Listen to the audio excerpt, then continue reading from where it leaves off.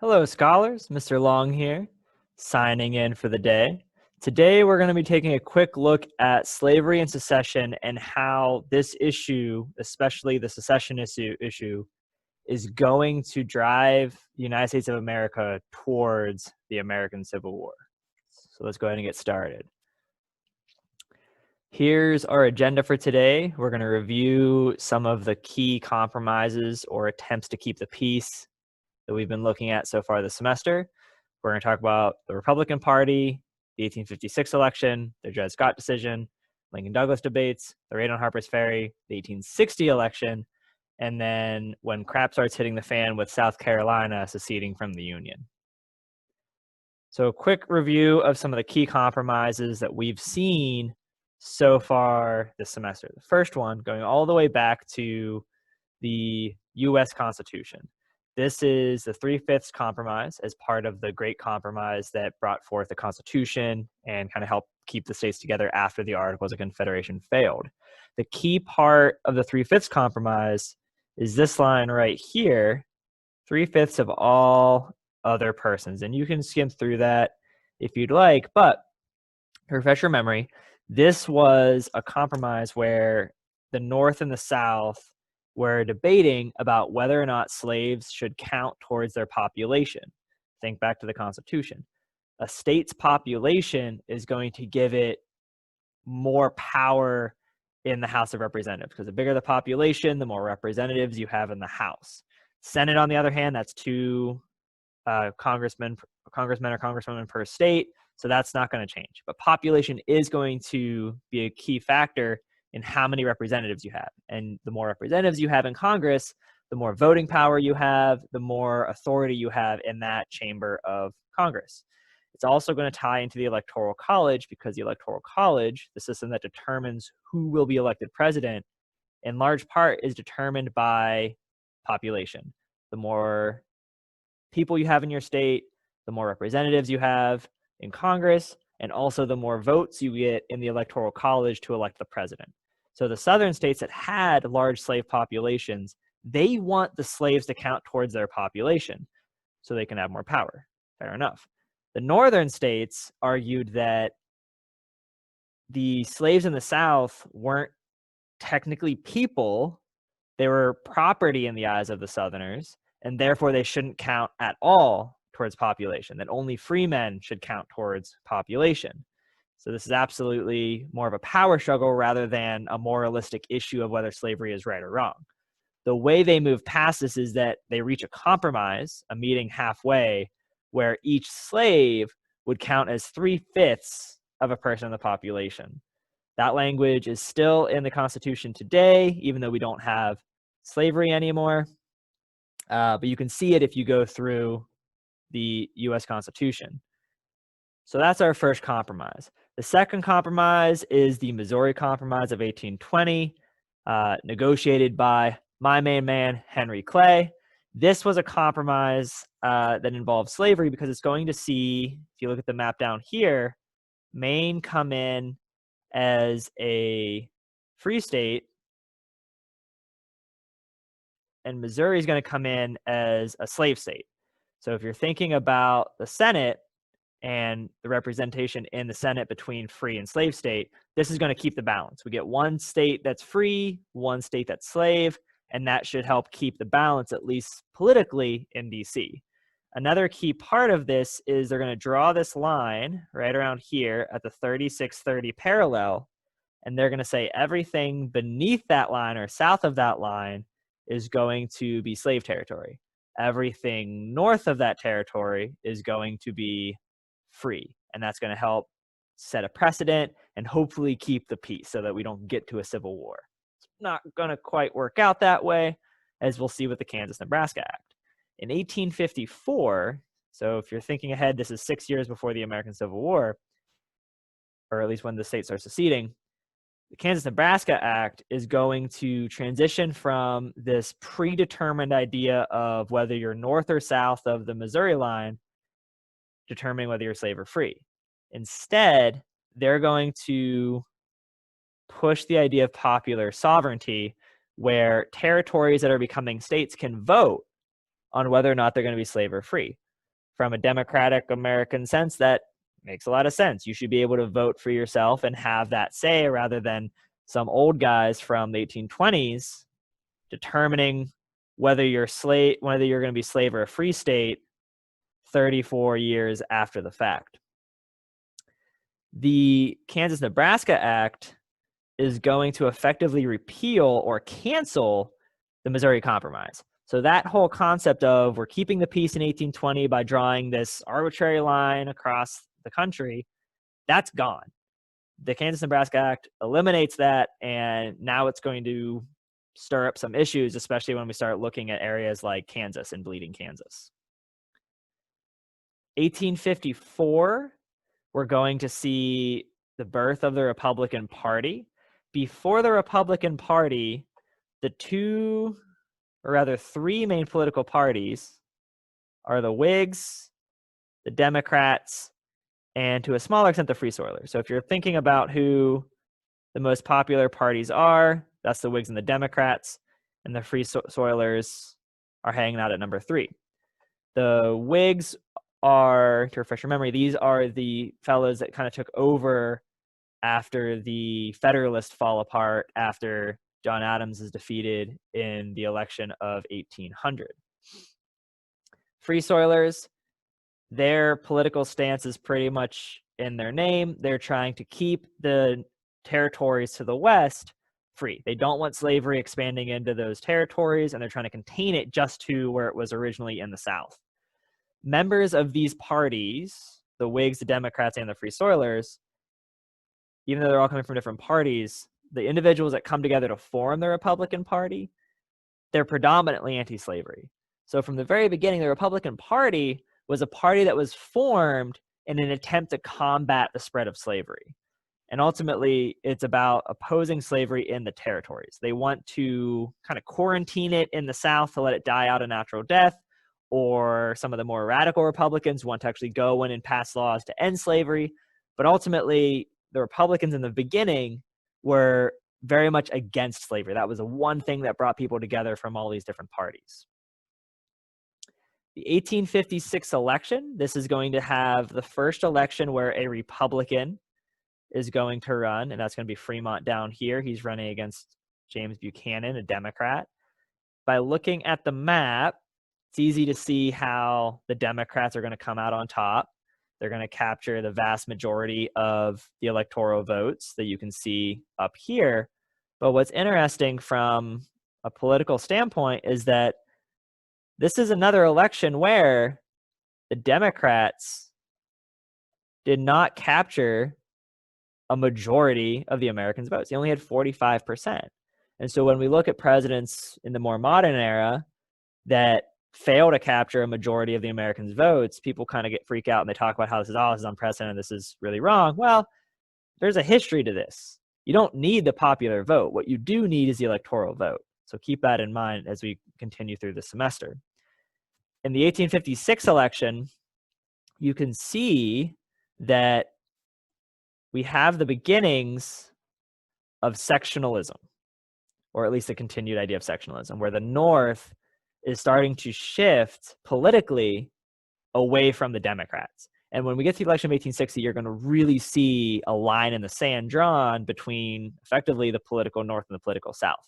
But at this time, even 4 years before the American Civil War, the Democrats still have a pretty strong showing in the North. They're capturing states like Illinois, Indiana, Pennsylvania, New Jersey.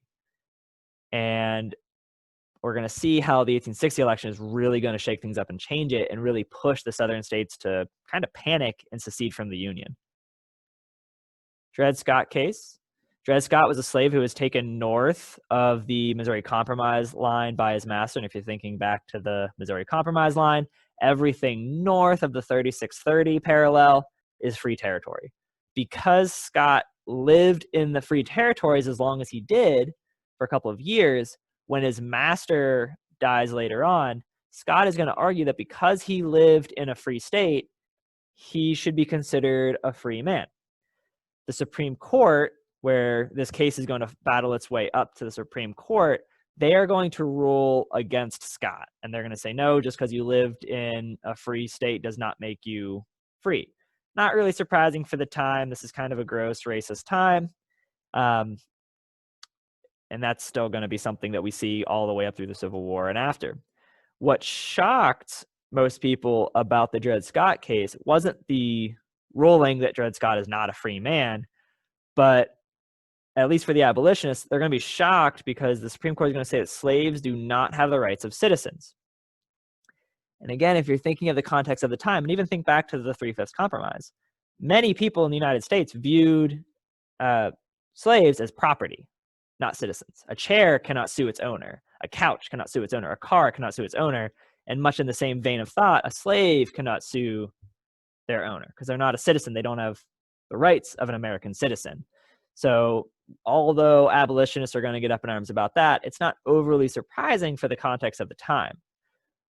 Further outraging the abolitionists is the Supreme Court's decision that the Missouri Compromise is unconstitutional, that it is an illegal law stating that Congress could not interfere with a slaveholder's right to own property as protected by the Fifth Amendment. So again, the Supreme Court is doubling down on this concept that slaves are property and not people.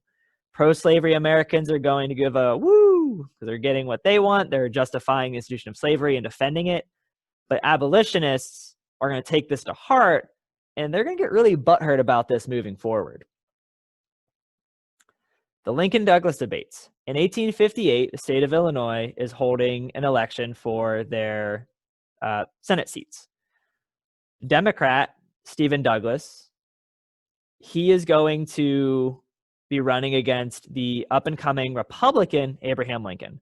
The Senate race is going to be centered around 7 open-air debates where both Lincoln and Douglas go out into a courtyard somewhere or a main square, and they're going to have an open debate typically about popular sovereignty and slavery in the territories. That's where most of the debates ended up going because that was a hot-button issue of the day. Douglas is going to defend the idea of popular sovereignty. He's going to say people should be free to make up their own decisions.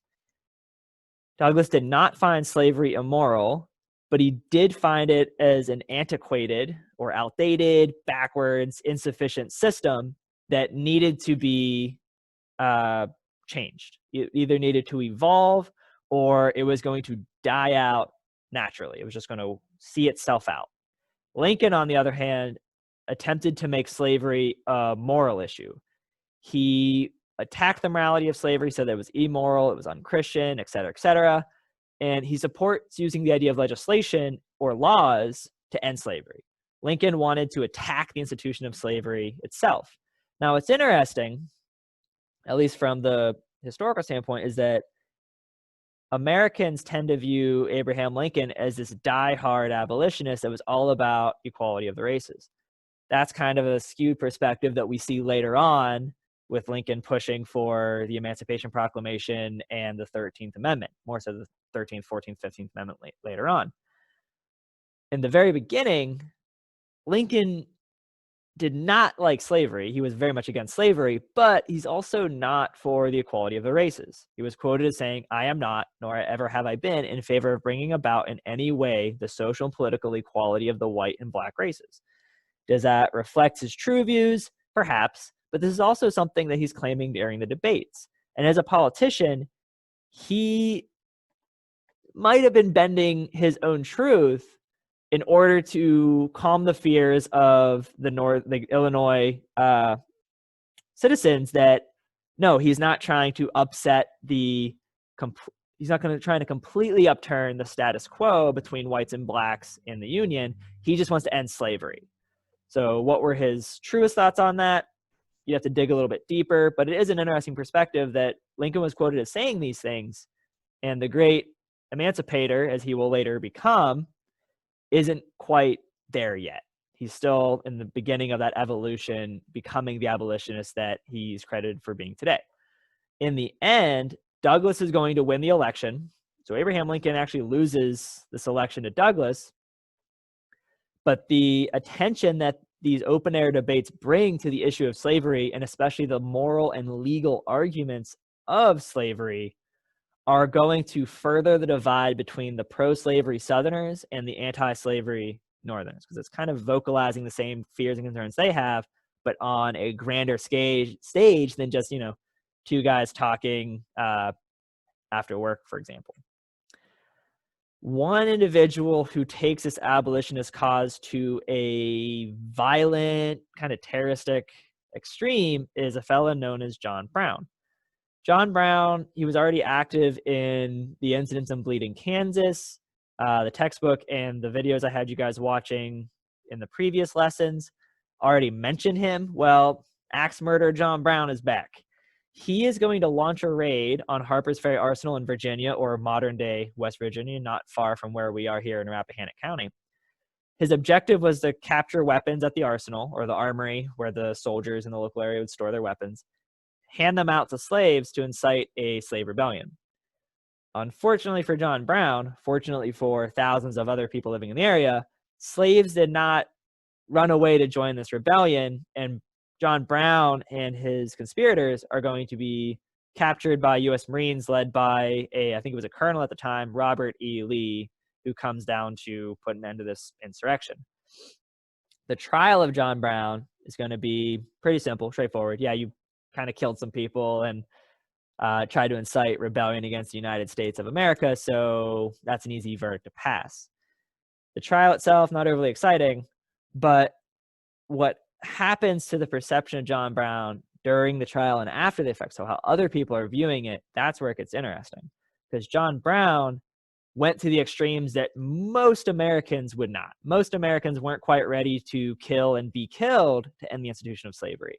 So for the anti-slavery Americans, John Brown and his execution, his hanging in 1859, that's going to elevate him to the position of martyr. He's going to become a symbol of the abolitionist cause, albeit a insanely violent, angry martyr, but still a symbol that other abolitionists could rally around because he was willing to do terrible things for his cause. The pro-slavery Americans in the South, they were terrorized. They were completely wigged out by the fact that this crazy guy, in effect, was trying to start an armed rebellion against American citizens, and they viewed him as a traitor and a terrorist and a murderer, and which, he kind of did all those things.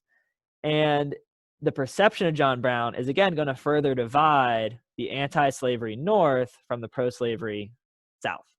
They start to go their different ways. Here's a cool thing. 1860 election. If you're looking at the map there, you're going to see, hopefully, more of that sectionalism, that divide between North and South. And we've been talking about the moral differences about slavery, the economic differences about the industrial and industrial North and the agricultural South. But here we're seeing now a very stark political difference between North and South. And what I'm talking about is, if you're looking right around this line here, most of the states north of this Mason-Dixon line are going to be voting Republican. The Republican Party and Abraham Lincoln, who after losing the senator race for Illinois, gains enough fame that he's nominated for president for the Republican Party. Most of the northern states are going to rally around Abraham Lincoln. Most of the southern states, given there are a few exceptions over here with Maryland and Delaware, but most of the southern states are going to follow the Democrat Breckinridge. We don't really know much. I don't really know much about Breckinridge because he's going to lose, and we're going to focus more on Abraham Lincoln. But you can see that line, that the North is going in one direction politically and the South is going another direction politically. And to further exacerbate or make worse this issue is that, again, just like the last election, the winner, Abraham Lincoln, doesn't even get the majority of votes. He gets less than 50% of the popular vote. But what he did get, again, the thing that matters here, he's going to get the Electoral College votes. He's going to get all those electoral votes, 59%. And the South, the states in the South, see this as a huge power problem. Not just did a Republican win, the party that was founded to stop the spread of slavery and fight against slavery, but the South realizes politically they don't have the strength to fight against legislation, to eventually fight against laws and presidents fighting against slavery. So even if it's not about Abraham Lincoln being elected, in some ways it's more about seeing the writing on the wall, realizing that Southern states no longer have the population and therefore political power to combat the North. Even if all the states that didn't vote for Abraham Lincoln all voted together for a pro-slavery Democrat in the election of 1864, for example. If it goes the same way with just the states that voted for the Republican voting again for the Republican, that's still enough votes that the South is no longer competitive. They don't have the means to fight against the North. And this decision is going to, or this realization rather, is going to help motivate the Southerners to realize that they eventually are doomed politically. They can't politically fight against the abolitionists. From here, South Carolina is going to secede from the Union. And in the lesson, I'm having you guys read the Declaration of Secession from South Carolina. It's a phenomenal read. Pretty dry, kind of philosophical at times, but what's really interesting is exactly how many times the state of South Carolina references the institution of slavery. So please give that a read through, tally up on your own how many times it references slavery, because it's really telling us to what was on people's minds as the states start to leave the Union. And I left the election map up on the board because I want to draw this parallel for you. If you look at the states in this bluish color that were the first wave of states to leave the Union, those, with the exception of one or two, are the same states that voted Democrat and lost. They saw that politically, even if they all work together, it doesn't matter. There's enough votes in the North, there's enough of a population in the North to cancel it out. For example, take a look over here at New York. 35 electoral votes. Pennsylvania has 27. Ohio has 23. You would have to combine 3 states in the South. Shoot, you would even have to combine 4 states in the South. If you combine the 4 highest, North Carolina, South Carolina, Georgia, and Alabama, that puts you at what, 38, which is just barely above 1 state from the North. So again, this is a lot about political power and realizing that the South doesn't have it anymore. So South Carolina is going to secede December 20th, 1860, after Lincoln is elected, but not yet sworn in. The president of the United States, James Buchanan, the Democrat, he's still technically the president. And he's really screwed. He's stuck between a rock and a hard place. He realizes that he doesn't have the authority to force states to stay in the Union. And he's also saying that states cannot legally leave the Union. So what is it for Buchanan to do? Well, the easy option is you sit around and wait for someone else like Abraham Lincoln to take over. Let him deal with it after he's sworn in March of 1861. And so when Lincoln is sworn in, if you're comparing the dates between March 1861, all these states in blue have already seceded. They have declared themselves a separate country apart from the United States, and Lincoln is going to walk into this problem and try his best to figure out a way to resolve it, ideally peacefully, which is not what we're going to see, especially after the attack of Fort Sumter, which we'll look at in the following lessons. So hopefully this explanation will help connect some of the dots for you guys in regards to the politics of slavery, the perception of slavery, whether it's over the Kansas-Nebraska Act, whether it's John Brown, Dred Scott case, all these issues further wedging the North from the South. And then the final straw, the straw that broke the camel's back in 1860, when the South realizes politically they can't compete, that it's just going to get worse and worse as the North's population continues to grow at a more rapid rate than the South. And at this point, it's one of those decision moments. It's a watershed moment. If the South decides to stay with the Union, It's only a matter of time, really, until the abolitionists gain enough momentum to force an end to slavery. And the South are going to decide to try to duke it out with the North with the hopes of maybe getting lucky and winning to preserve the institution of slavery, which is where we'll pick up next time. If you guys have any questions, you know where to reach me. Hit me up on email or in class, and I will see you guys next time. Mr. Long, over and out.